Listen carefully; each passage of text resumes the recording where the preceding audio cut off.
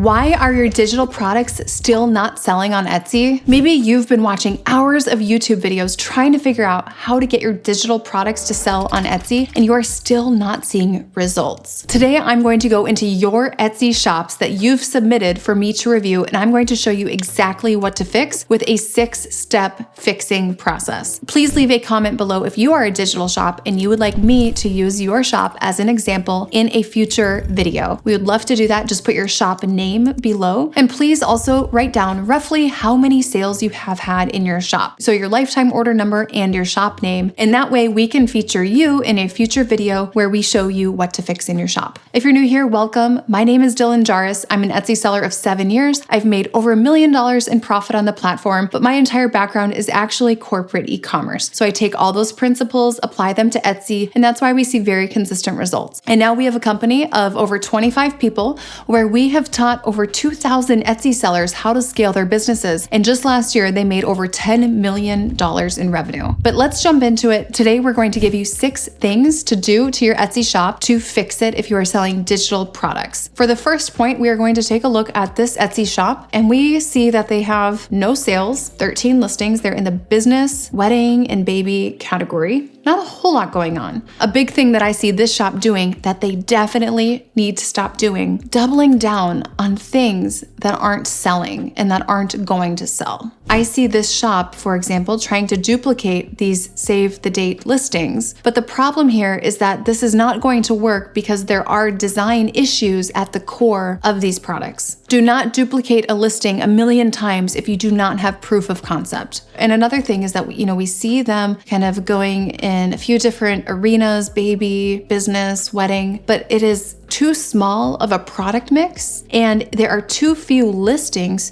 to serve this many customers with this diverse of an aesthetic. So it's too small of a product mix to serve this many people in a clear way. And just at the core of things, there's some bigger issues with font and spacing, like nursery decor like this. These types of designs probably won't sell in this shop. So I would probably remove this and maybe get some guidance if they do want to incorporate baby and nursery into their product mix. I probably wouldn't be attempting nursery wall art at all in this type of a shop. Now let's take a look at this shop, Printables by Reagan, and you can see they have 122 sales. This shop owner I have actually spoken to before, and she submitted her shop for this video. She's basically selling one type of product, and this was basically out of her 94 listings, that is basically the ones that's selling. So this is a big problem when the customer and the product mix is not aligned. You can get lucky and have a winning product, but if it's a seasonal product and the season ends, then you are left with a shop of things that people aren't buying. Unfortunately, right now at the time of this filming, it's before the Super Bowl. This person has about 3 weeks left on this listing. In about 3 weeks, her sales are going to completely drop off to nothing. These next 3 weeks would be prime time if she wants to get in some listings that will start selling. And this would be prime time for her to update her other listings so that they have a chance of selling. So what we would be doing with her is, removing listings at a pretty rapid pace, updating the ones that we would keep. Then we'd want to give her some guidance on her customer and her product mix using the framework, the 7 types of products to have in your shop. So this is the big takeaway from this shop. Even with digital products, you still have to utilize the 7 types of products framework. And that is the thing that will allow your order number and your revenue to both go up at the same time consistently. Let's go into the next shop here. They have a calendar, a planner, and affirmation cards. The biggest takeaway with this shop is that people will judge the quality of your digital product based on the quality of the digital mockup. Aesthetically pleasing mockups are essential, especially with digital products. We're combining this high contrast kind of black with these pastels, and the value proposition is not very clear in the listing photos. So it isn't exactly like a modern or trendy way to picture the digital products. These aren't quite compelling enough digital products to sell to get this shop owner traction in their next 3,000 to 4,000 sales. We would want to help her completely have a brand new product mix. All right, this is a shop called Making Lists. This is not at all what I expected this shop to be when I saw the shop name. And you can see this shop has 55 listings. It's a lot of listings with only 13 sales. And you can see the sales were from a bit of a variety. It looks like there's one that has add to carts, but it is more seasonal Valentine's Day related. That is an issue. Okay, there's quite a bit missing. Yeah, some big SEO issues as well. But the thing that I'm seeing is we have dog ring bearer items, we have puzzles, we have custom workout fitness plans, we have dream journals, date coupons, we have a finance planner, spiral notebook, and we have college chemistry notes. I mean, such a variety here. With digital, it is more valuable to you as a shop owner to be exceptional at one thing versus mediocre at a bunch of different little things. So there is really no clear customer that we can identify just by looking at the shop. It's starting to look more like a testing ground, maybe for different products that maybe they are purchasing from someone else, maybe they're making them themselves, but we really want to stay away from things like,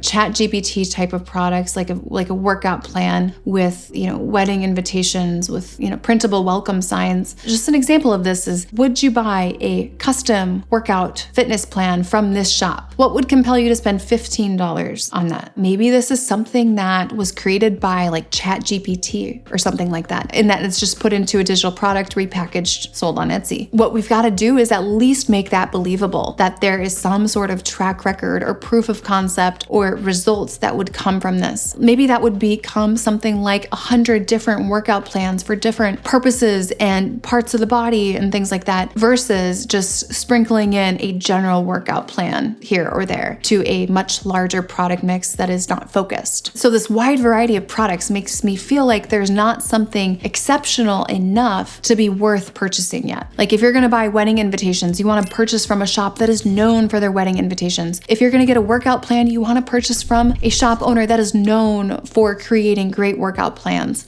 The next shop that I want to show you is this one, Digital Flower Products. It says for many variations, 24 listings, 5 sales. We have birth month flowers, we have patterns, flower wreaths, flower tattoos, letters. So it's all digital products. We even have printable wall art. So what I'm seeing is the idea of florals, digital floral products is great, but the way these florals are being executed and implemented is not in a modern or trendy way. They only have 24 listings and 5 sales, so this would be the time to change the aesthetic here. I would not wait until I have another, 50 listings up. The key takeaway here is to make sure that the execution of a design with digital products is elevated. If you're telling me about it, it could sound great on paper, it could look great, but then when you put it into a shop, you gotta make sure that the execution is flawless, that it's elevated, that it's modern and trendy, and that it would appeal to the right type of customer. Now let's look at this shop, Your Digital Safe Space. They sell premium Notion templates. They have 508 sales and they only have 18 listings. Now you can see price points go from anywhere from $1 up to $9.71. So relatively low price points.